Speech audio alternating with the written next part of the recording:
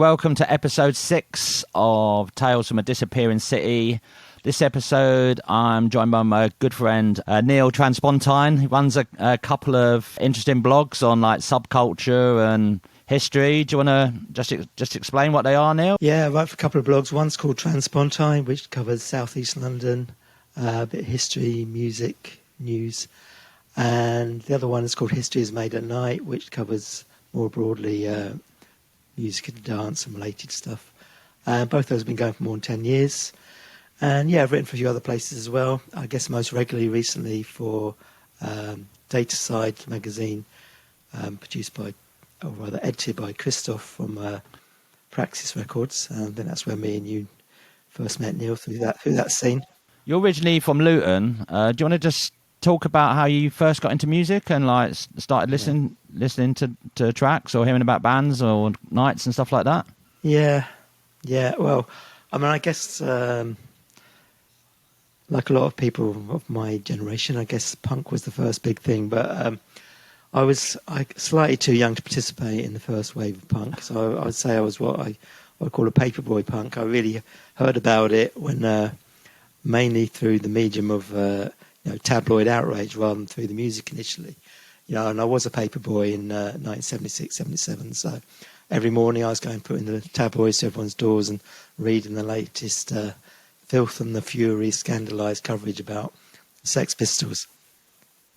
So you're reading about all this stuff and then you want to get into the music a bit. But actually during that period, that's sort of 1976 and early 77, I think the Clash, the Pistols, the Damned, they all played in Luton or next door in Dunstable. I guess if I'd had a cooler older brother or someone who could have taken me along, maybe I would have gone to those gigs, but I was just a bit too young. And so I was getting it a bit secondhand and a bit late in the day, I guess. But that's okay, because I think if I'd have been a bit older, I might have missed out on the next thing that came along, which was probably more interesting to me. Yeah, and I think when the Pistols and the Jam played in the Queensway Hall in Dunstable, there was about 40 or 50 people there, and probably as with all these Pistols gigs, probably a few more than that say that were there.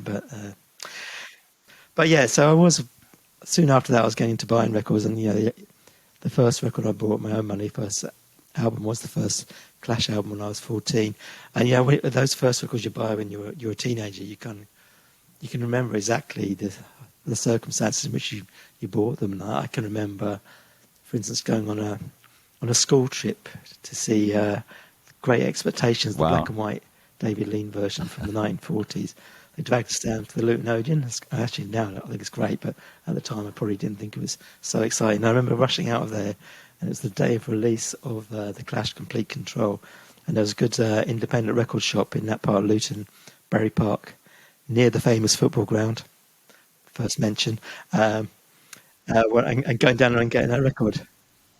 So I was getting all those records and some of the early records on various sort of independent labels. And then it's interesting, I was reading something Simon Reynolds wrote quite recently. He was reviewing Paul Gorman's biography of Malcolm McLaren. Simon Reynolds is kind of similar age to me, and he grew up not too far away in Berkhamsted. And he talks about that whole thing about, when you're not directly involved in the scene, you're a bit too young for it, and you're getting all these record sleeves and you're poring over them and finding all these cultural references and wondering what they mean, and you're kind of absorbing all this information from different places.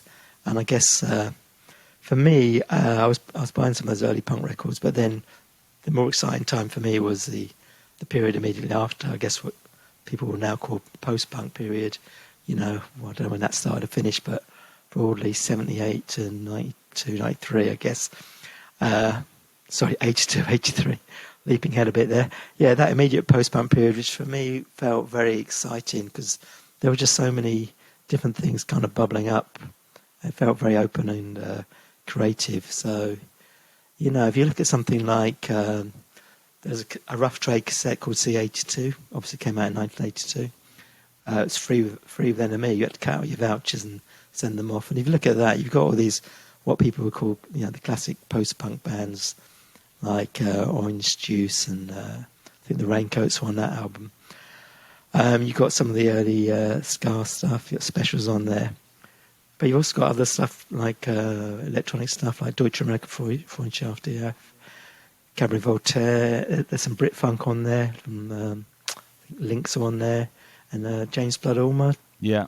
Is it Jazz is the teacher, funk is the preacher, or the other way around? So yeah, a sense of kind of musical possibilities and openness, really. So and also during that period as well, I was away at college some of the time in Canterbury. So I saw a lot of those the classic post-punk bands like the Au Pairs, Delta 5, and best of all, there was this fantastic gig in 1980 at the Ali Pali.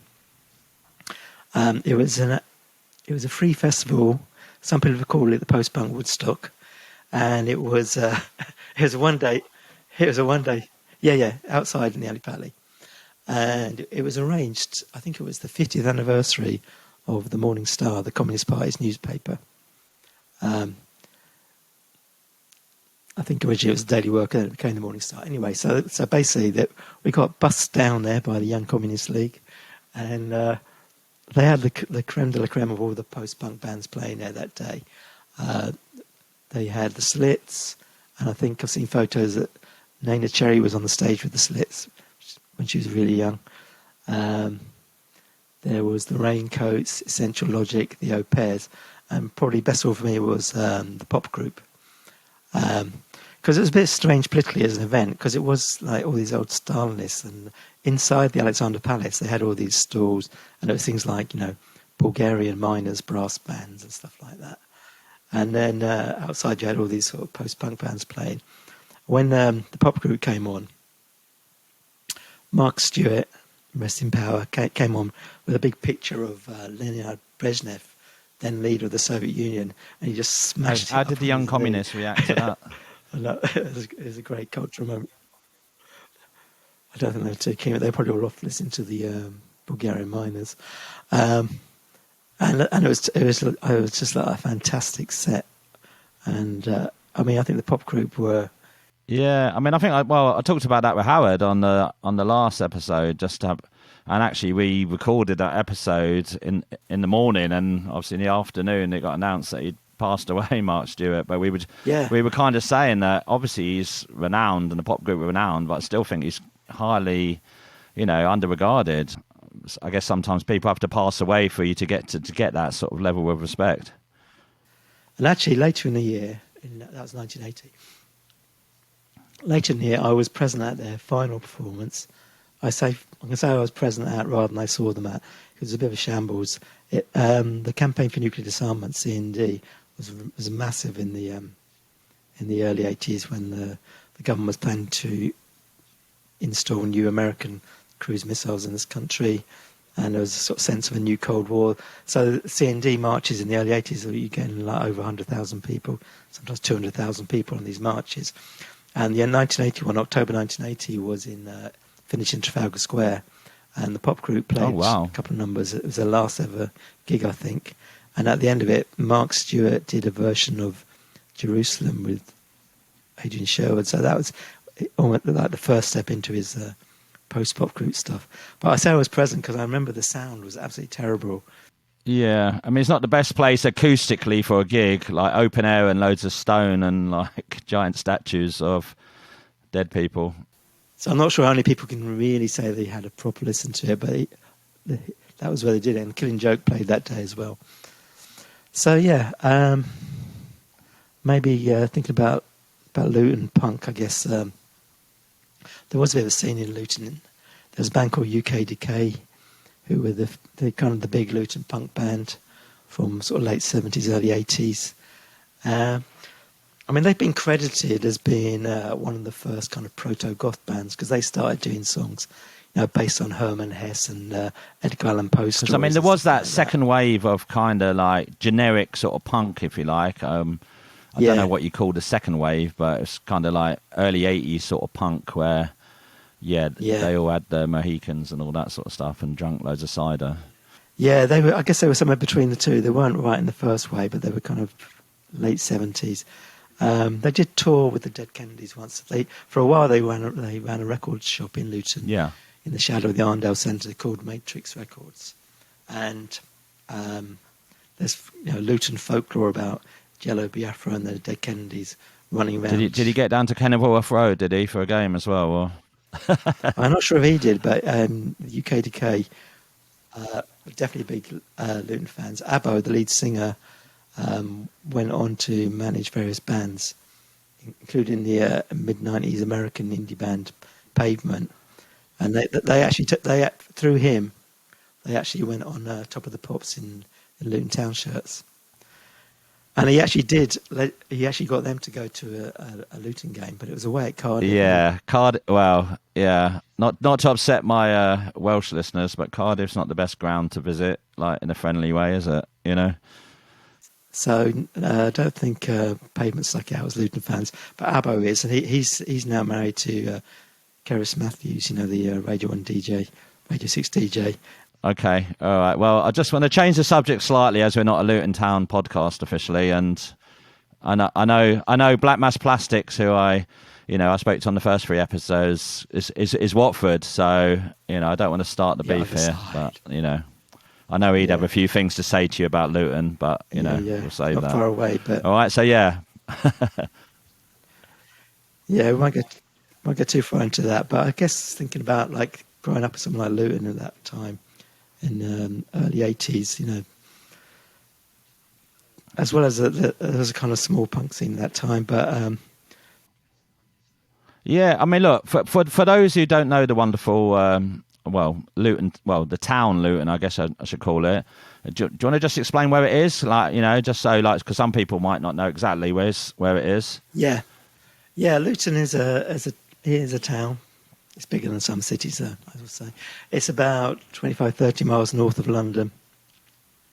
And historically, I suppose it's most well known as the home of one of the 2 main Vauxhall Motors car factories in Luton. So up until the 90s, I guess it's a very industrial town, and a lot of people were connected to Vauxhall. Yeah, it's one of them towns. It's not far from London, but it's one of those places. It is far enough. Yeah, for sure. It's one of those places where it's near enough to London for you to be able to come down and take part in things, but not near enough where you could really participate fully in something that was going on in London, like a scene particularly. But yeah, very much influenced by London. But there was a bit of a scene there. And one of the things was, for instance, I was interested when you were speaking to Ian, Black Mass Plastics, about Hemel Hempstead, he grew up, which is not far from Luton. And he said about putting on a club at a local arts centre. And there was also something in Luton that's called the 33 Arts Centre.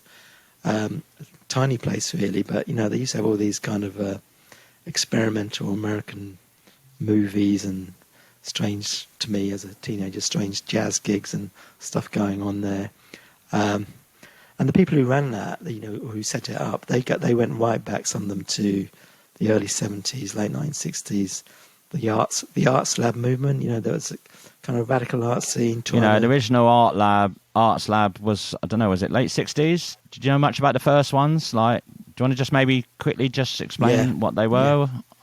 There's various local ones, and it's all about kind of participatory art, bringing together music and different kinds of cultural scenes. I mean, famously, David Bowie was running or helping to run the Beckenham Arts Lab down that way. And there was a Luton Arts Lab. They didn't actually have their own building, but they put on gigs and stuff. And some of the people involved in that then went on, I think they were called Reflex, kind of a cultural collective who were putting on gigs. I think they put on the Damned's first gig outside of London, which was in Luton at the Royal Hotel in 76. And there's also things like there's a kind of jazz improv album. Hal Slater probably knows all about it, but Anthony Braxton and Derek Bailey. Yeah, no, I saw him play once actually at the ICA. Like, I don't mind my weird out jazz, but I wouldn't say it was the most enjoyable gig I've ever been to. It was quite abrasive for like an hour of Anthony Braxton, Yeah, and so Derek Bailey's the guitarist. He did stuff with him, but then subsequently went on and did sort of stuff to drum and bass and all kinds of stuff, didn't he? Experimental guitarist. Anyway, they did a gig in Luton in 1974, which these people put on. So this is kind of continuity through that kind of early 70s counterculture through to later on. And so they ended up persuading the council to let them use this building for an arts centre. And so that they had a little recording studio there. Because it's quite interesting, isn't it? Because it's like, obviously like the punk is, the punk scene's meant to be anti-hippie, and well, it was anti-hippie, obviously, but loads of the people from that sort of countercultural, hippie, like radical underground, and like maybe not all the peace and love hippies, but yeah, they were obviously still around at that time, and they were key, at getting some of that culture going, like the punk stuff, wasn't it? Yeah, I mean, I think in a way sometimes it's the previous scenes creates this kind of infrastructure which the next wave comes along, and although they kind of kick against it culturally, they're also using some of that infrastructure.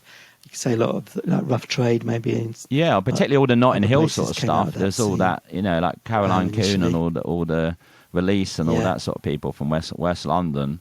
So there was all this other stuff. You can, even in a place like Luton, you pick up sort of exposure to strange and fringe culture, which all gets in your head, doesn't it? I mean, one of the things I met, weirdest things was like seeing Brian Geising speaking in Bedford Library. I mean, it's basically, my dad took me actually, and William Burroughs was supposed to be speaking. I think it was a John Calder, the publisher,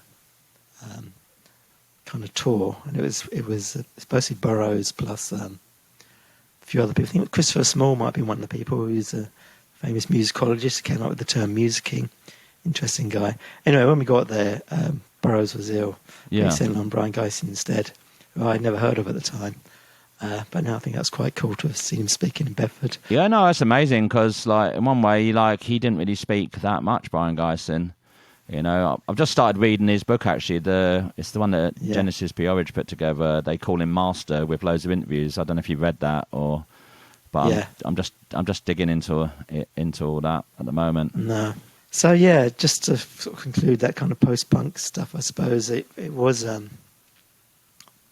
There's all those kind of independent labels, and you're kind of absorbing all the stuff from them, really, from the sleeves. So I was looking the other day, looking through my old singles at like Scritti Politti, just going to wave this piece of paper around, but you get the sleeve, you look through it, there's all this information on it about how to make your own records, sort of really early DIY stuff that they were putting out on their own record label.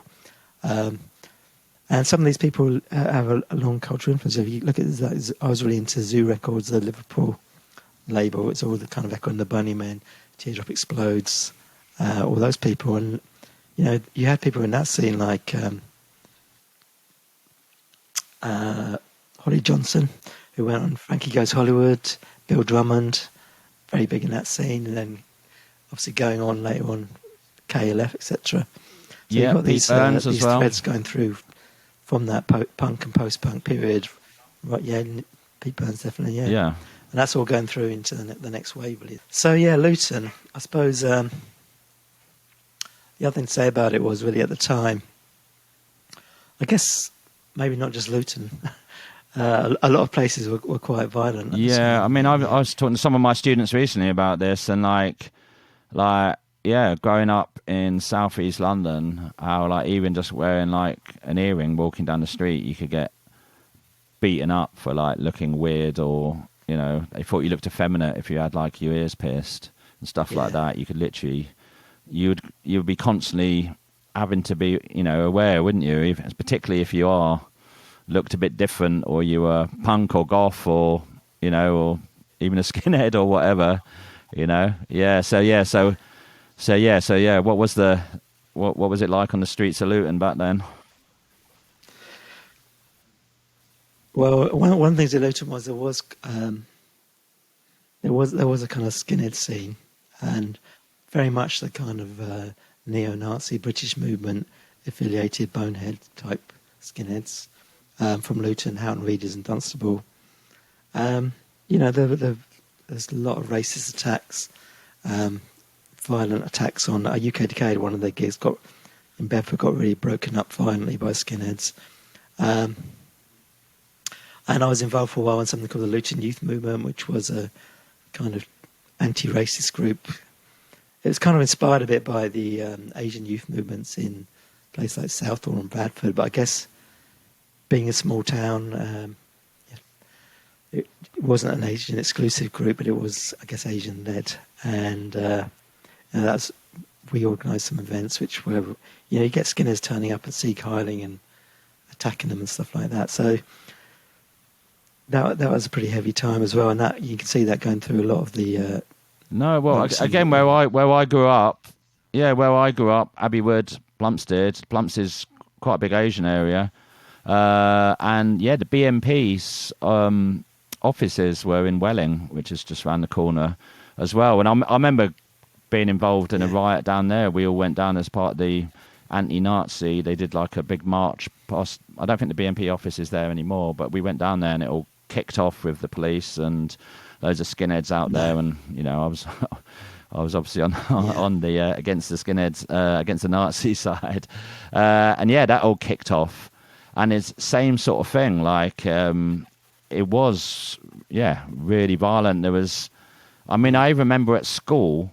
Like, funny enough, one of the kids in my class, he left school early. I think he was 14 because he was playing drums for the Foreskins at the 100 Club, and he had to go into a gig. He's going to a gig. I'm not sure whether they were one of the, if they were, I'm not sure what the Foreskins politics were.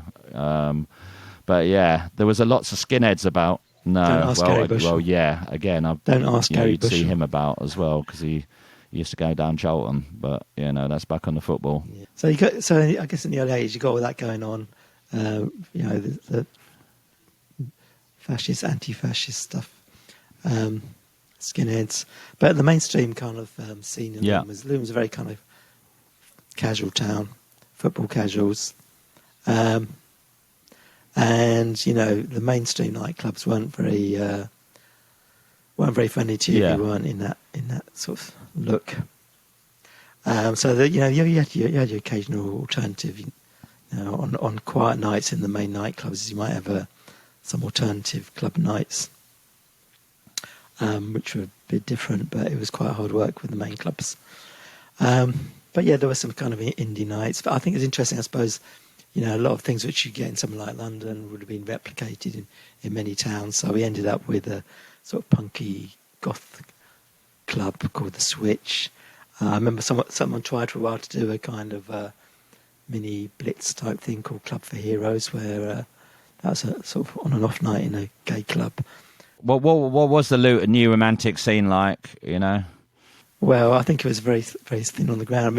I think it really, in that period, the early kind of post-punk period going through to the mid-80s, everything was still up for grabs. So when you went down the pub, there'd be some people who looked more like they were kind of what you might later call goths or new romantics, and some people more kind of going down the hardcore punk thing. From back. What were you dressed up like, Neil? Like, did you have your blouse on? You were down like with your eyeliner, done in New Romantic Club, or like were you? No. No, not really. I think a Paisley shirt was probably as floral as I got, to be honest. But I guess personally I ended up going more, ultimately gravitating towards the kind of anarcho-punk type scene, crass punks. I'll come on to that in a second, but just thinking a little bit more about the Luton nightlife. There were because Luton was, as I say, an industrial town, and it had been famous for hat manufacture earlier in the 20th century. So there were quite a lot of old empty hat factory spaces around as well. So there were a few warehouse parties. I was looking at a flyer for one the other day. I think it was from 1982. And it said on the bottom, Dirtbox Rip-Off. So that was interesting because obviously that's a reference to those early 80s Dirtbox warehouse parties in London.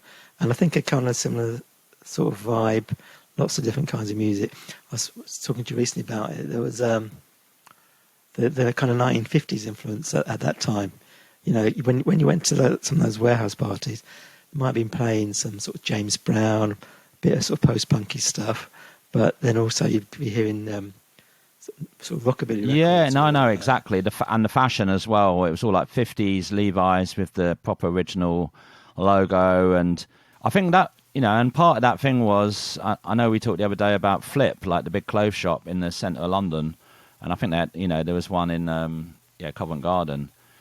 And I think it's funny because Covent I Garden, think that was one of the first of where they were just mining all the vintage in the US and then just shipping it over and selling it, and so obviously there was loads of 50s sort of stuff, and that look was massive on the warehouse party scene, the underground sort of funk rare groove parties I used to go in the early to mid 1980s. There was all that sort of look. Flying jackets and all that sort of stuff, and definitely 50s, and the girls would be wearing polka dot and stuff like that. Yeah, and I had my first flat top haircut around that time, and I've pretty much had a variation on it ever since, with the odd Mohican or whatever in between. But so that was all gone on, and in terms of clothes, that's true. Flipping Covent Garden was big for all that kind of. American retro stuff, I guess. And then other places in London coming down from Luton, you come down obviously for record shops like Record Tape Exchange. But I know, I love Kensington Market. I mean, I used to go there a lot and buy all sorts of stuff in there. Lots of independent stores, and I think I bought some really naff things there, really, like a studded leather belt and a slightly dubious Japanese Rising Sun t-shirt. Yeah, no, exactly. It was the time. And also coming down to go to some of the other shops like Compendium, the bookshop in Camden High Street, was a big influence on me. Compendium was amazing. When you went out the back of Compendium, you could dig and you could find all these leaflets or little fanzines from the early 70s, and they just had so much stuff, didn't they? Just in dusty little shelves. And one of my big regrets is that place closed down, and I didn't go and just literally go and buy loads of stuff from there before it disappeared, because they were an incredible archive of counterculture writing and stuff like that. When did they? Any idea when they first opened, or was it 60s or? Yeah, no, I don't know. They had everything. Like I said, certainly in the 70s, you just see these. Yeah, exactly. And pre-76, stuff. that's when it like we said, some of the early countercultural stuff, which pre-punk, but still pretty radical. So I mean, living in Luton, obviously, it's very easy to come down to shops like that. Occasionally, come down to gigs. I remember seeing Kraftwerk. I see him on their Computer World tour. Was it 1981? That was pretty cool. The Jam's last gig at Wembley, all those kind of things. But also at that time in the 80s, you had a lot of big kind of free festival events in London, funded by the GLC. People obviously won't remember the GLC, that's sort of a similar age to us, but the Greater London Council was basically a local government for London.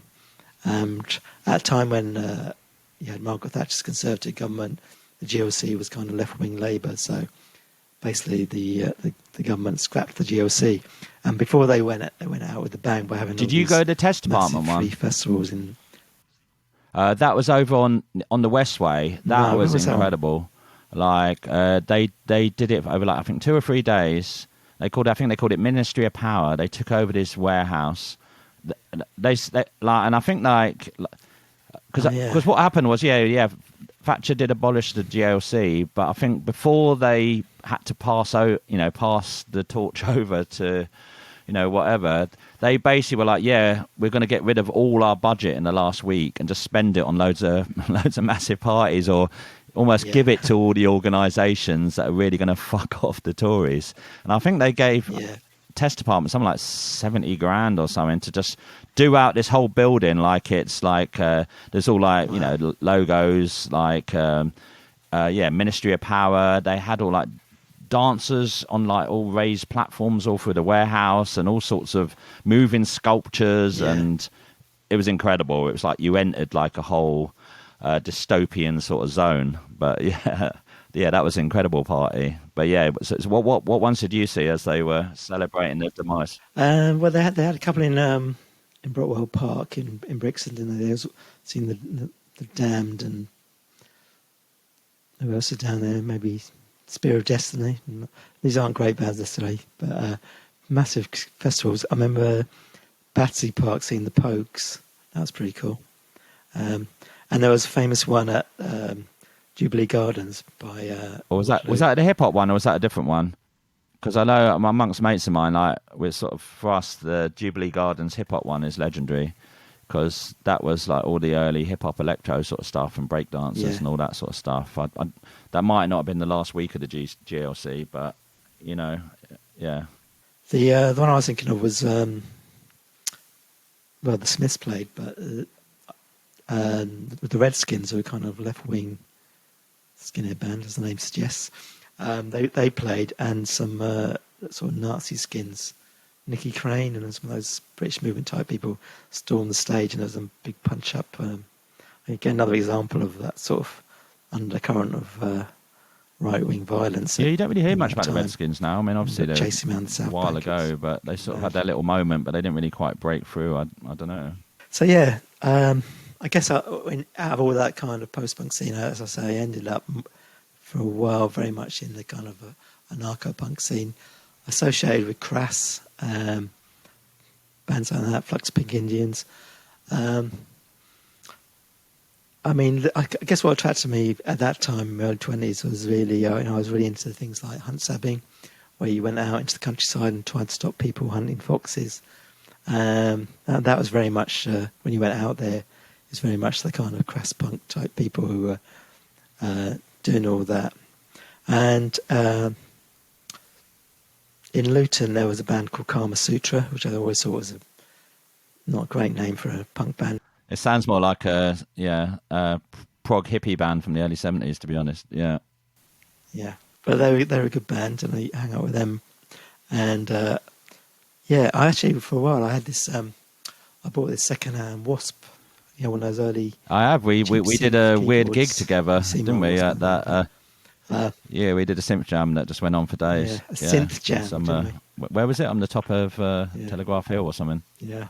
So I had that old Wasp, and I used to... I took it down for a while. I never actually played it with Kama Sutra, but I used to play some of their rehearsals with them. And the fun thing about it was, for me anyway, last year, Sean, the guy from Rough Trade, he's got a little punk record label, and he puts out all these records on vinyl from 1980s punk demo tapes. So they put out an album of Kama Sutra demo tapes. Oh, wow. And on several of them, you can hear me doing my kind of Hawkwind-like synth. Have you got any photos of that or anything like that? So, yeah.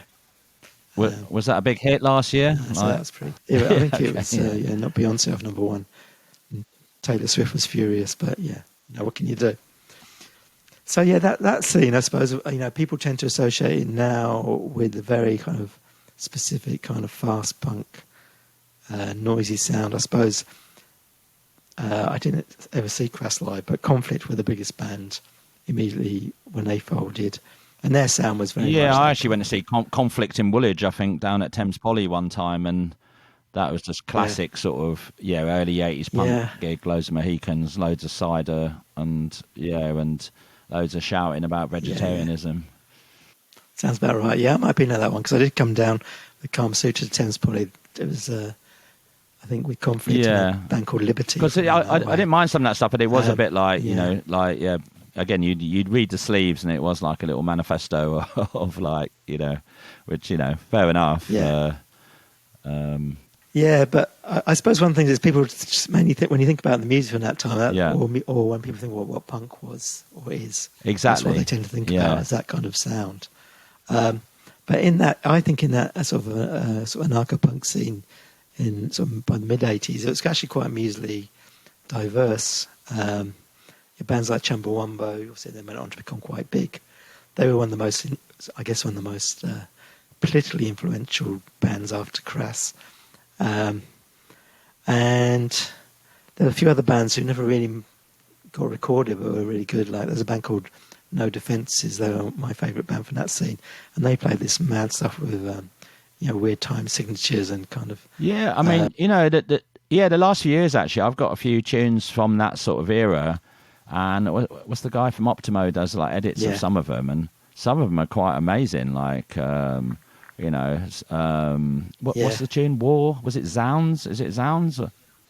you know, and the Zounds, Pink yeah. Indians, and what else is there? Yeah, but there's a few of them tunes actually. Yeah, I actually heard a few of them I didn't really know from the time, and yet they were actually way better than I thought. I was more on the, and then I know, I don't mind the conflict and Christ stuff, it's okay, but like, they would definitely had more of a funk or a groove or like. Yeah, there's another band called Slave Dance. I think Dave Goodman was involved in them, who was the producer on the early Sex Pistols stuff. I saw them a few times. Yeah, so you had these other bands playing interesting kinds of music that didn't necessarily fit with the crass template. And I think there was a bit of tension there because crass, you know, through the Southern Studios in Wood Green, where a lot of the bands recorded, from what I read about people at the time, you know, if you were in one of those punk bands and you were a bassist, you were really pissed off because you went on Southern Studios to record it, and when you listened to it, there was no bass on it, because they had this kind of like almost ideological anti-bass thing. Right. So everything was like really trebly, and so it's bands like No Defences who were really bass-driven sound. They did go to record an album at Southern Studios. I think you can hear it's never released, but from what I've heard of some of the outtakes from it, it just didn't capture it at all because they were really. I guess they put down a very specific musical and aesthetic template. You know, everything had to be the black and white sleeves, with the particular sound, and the politics as well. They had a particular take on it. They were very kind of pacifist, and you know there was arguments because you know sometimes with crass. Sometimes they argued, you know, if Skinner's turned up at the gig, you should just never mind them. See Carly next to you, it's peace and love. But other people were then getting into fights with them, and crass were not defending them. So, I say, you know, it was a much broader, more diverse scene than, you know, just what you might get from a crass record. Although obviously they were very influential. And we used to come down to London for some quite interesting kind of squat gigs around that time as well. So a couple of places to mention briefly. One is what was known as the ambulance station on the Old Kent Road. I don't know why it's called the ambulance station because it was quite clearly a fire station. It's still there now. That's an antique place opposite Tesco's on the Old Kent Road. So no one's ever explained to me why, when it was squatted in the 80s, it was called the ambulance station, not the fire station. But whatever. It was quite an iconic venue. I mean, they had loads of punk gigs there. I saw Kama Sutra, No Defences, Conflict, and I think Chumbawamba there as well.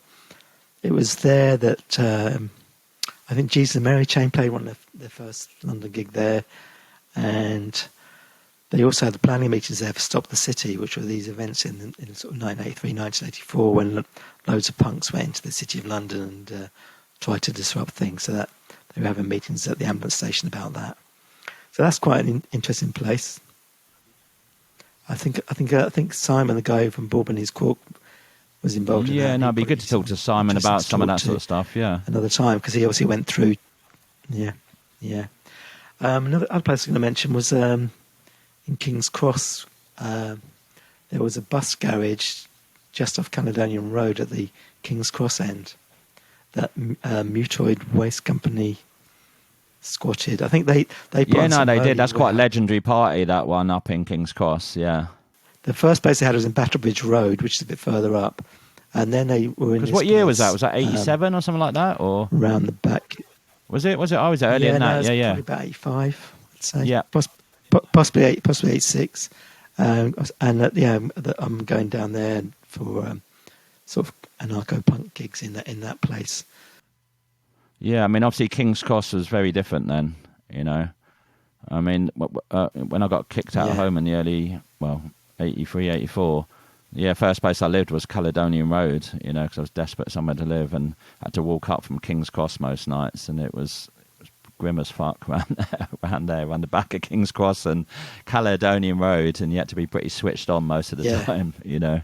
And a lot of those places physically have vanished. Although actually I did go past that place. Is it still there? Of course, the old bus garage, and it's still there. Yeah, it's down a little road. Is it Alpha or Omega Road, can't remember which. And I think it's now some kind of place to use for fashion shoots and film studios. But yeah, I guess that whole King's Cross thing is so radically transformed now. Yeah, I mean, it's that Mike Leigh film, isn't there, that's shot round the back there, in that little housing block. So that's kind of the punk years for me. I guess by it's a bit later into the 80s, it was beginning to feel a bit all samey, and getting into other kinds of music more. A lot of people in that scene, I don't know, it's interesting. A lot of people really got into Prince, me included, and that's kind of the bridge. A lot of people kind of crossed from punk into appreciating more. Yeah, okay. I mean, did you listen to any of the electro or the hip hop stuff coming out, or like I said, was it Prince was the little switch for you to switch over to? Yeah, I think it was Prince, to be honest. Yeah, I mean, I did. I was aware of some of that stuff, but probably since the fairly mainstream end of it. And you then start getting some clubs there around that time where it's kind of mixing up a bit again with like you say, a mixture of electronic stuff and kind of post-punky stuff and dancey stuff all being played at the same time. And around that time, in early 1987, I moved down to London for the first time to live in Brixton.